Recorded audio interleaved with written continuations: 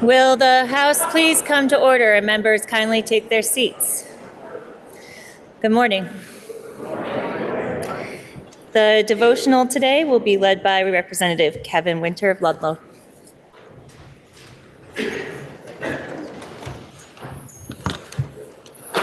Thank you, Madam Speaker.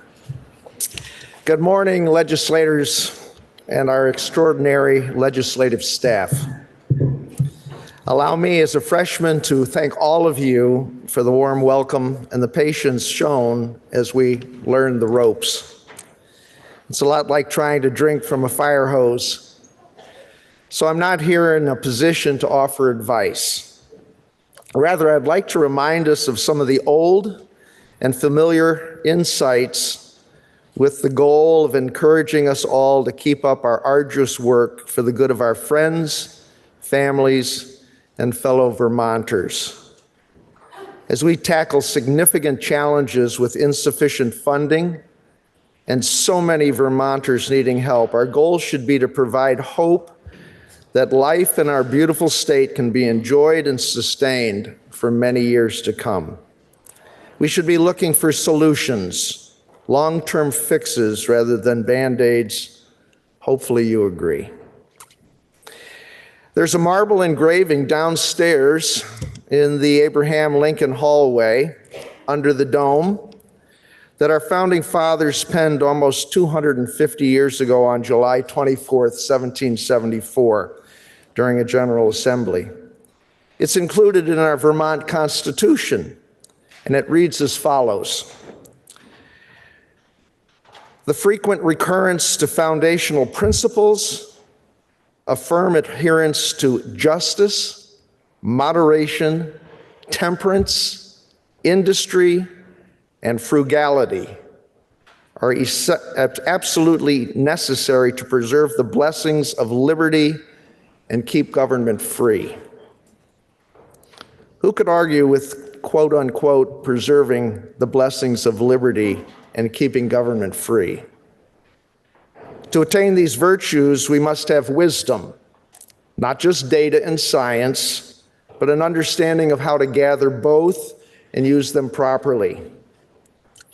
About 1,975 years ago, the Apostle James wrote, and I quote, "If any of you lack wisdom, you should ask God, who gives generously to all without finding fault, and it'll be given to you." James 1:5. Whoever your God may be, to humbly look for insight from above has to be an appropriate attitude. Again, about 2,460 years ago, a prophet named Ezra penned the following challenge and promise: "If my people who are called by my name shall humble themselves and pray and seek my face, turn from their wicked ways, then I will hear from heaven, will forgive their sins, and will heal their land." 2 Chronicles 7:14. Lastly, about 3,400 years ago, Joshua, traditionally believed to be an ancient Jewish warrior, wrote, "Be strong and courageous. Do not be discouraged, for the Lord your God will be with you wherever you go." Joshua 1:9. As we strive to make our world a better place, not only survive, but to thrive, let us remember these wise words of wisdom. This would be my prayer for our legislative body today and always. Amen?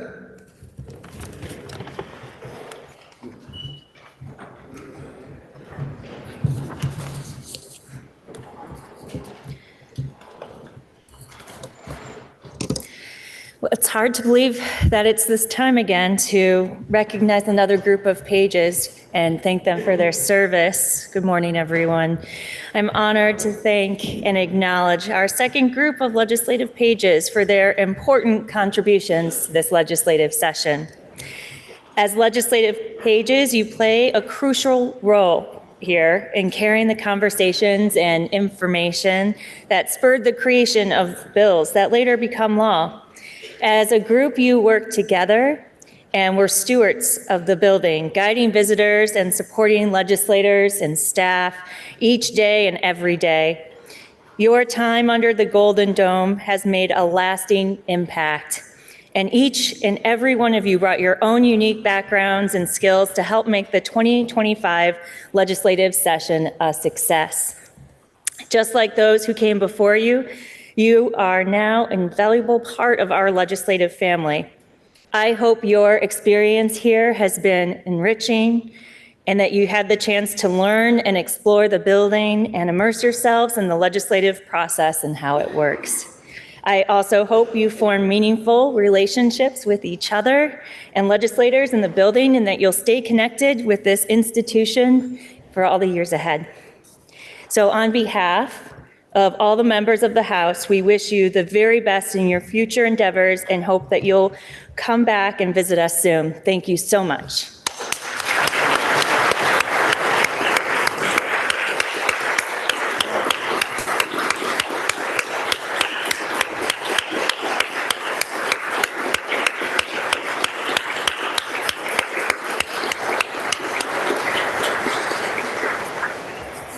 At this time, we'll recognize each page to give them their pin. We'll take a photograph, and then we'll save our applause for the end. So with that, Skylar Barnard of Montpelier.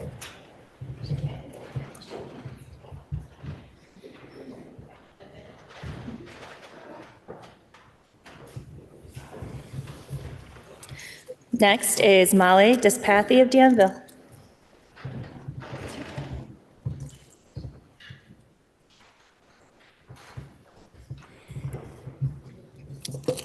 Next is Cecilia Hewing of Thetford.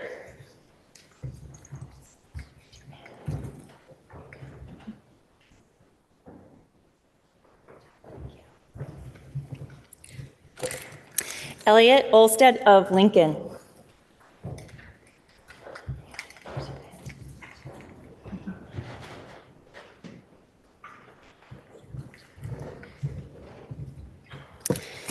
Next is Mary Rogerson of Cabot.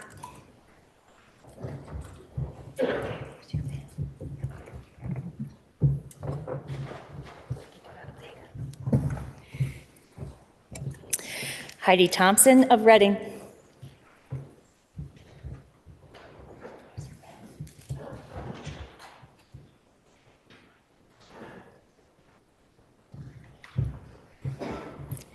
And last, Emmanuel Van Fleet of Worcester.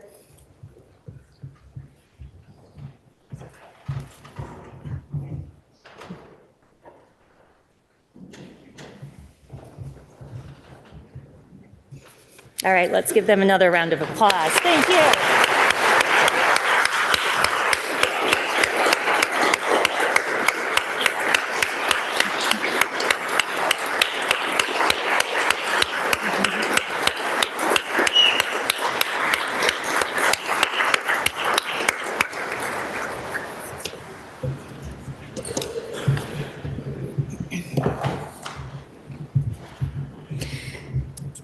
Members, we have two bills on the notice calendar requiring referral to a money committee pursuant to House Rule 35A.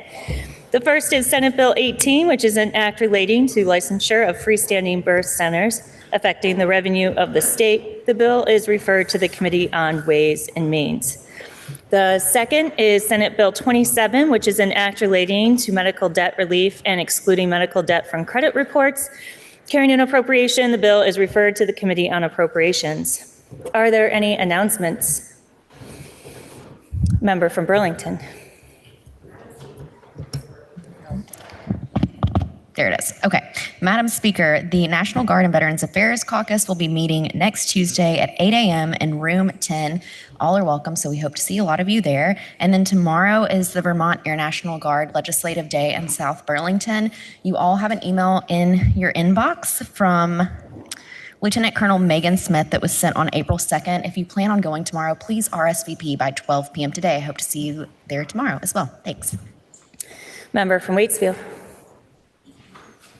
Madam Speaker, Everyone should have received a flyer in their legislative mailboxes earlier this week, and I just want to give a reminder that Tuesday morning from 8 to 10 a.m., the Vermont Women's Fund, along with several other important organizations, will be hosting a Pay Equity Cafe. And I know it's a commuting day, everybody's coming in, but if you could make a point of getting here between 8 and 10, I think it would be very valuable. I have been involved with the Vermont Women's Fund for the last 6 years, and I currently co-chair that board. And it's an organization that I'm really proud to be a part of. And Rep. Bloomley has done some great work along with the Vermont Women's Fund and the other organizations in the past. So I encourage everyone to attend. Thank you. Member from Winooski. Madam Speaker, some members of the body know that I have a deep appreciation for getting to know each other through my love of trade and bartering, some of the foods that we make and things that we hunt and gather. And another person that I have bonded with and really learned to appreciate is the former Representative Terry Williams of Granby. I will be going out and getting some of Terry's delicious syrup and would invite members to email me if they would like me to pick them some up, and I can give them the details. Are there any further announcements? Seeing none. Orders of the day. Members, we have one bill on our action calendar today. That is Senate Bill 9, which is an act relating to after-hours access to orders against sexual assault. Please listen to the third reading of the bill. S9, an act relating to after-hours access to orders against sexual assault. The question is, shall the bill pass in concurrence with proposal of amendment? Are you ready for the question? So, all those in favor, please say aye. Aye. All those opposed, please say nay. The ayes appear to have it. The ayes do have it, and you have passed the bill in concurrence with proposal of amendment. Members, that completes the orders of the day. Are there any announcements? Seeing none. Member from Poultney, can you please offer us a motion to adjourn until Tuesday, April 8th at 10 a.m.? Madam Speaker, I make a motion this body stand in adjournment until Tuesday, April 8th, 2025 at 10 a.m. You have heard the motion. Are you ready for the question? If so, all those in favor, please say aye. Aye. All those opposed, please say nay. The ayes appear to have it. The ayes do have it, and this body stands in adjournment until Tuesday at 10 a.m.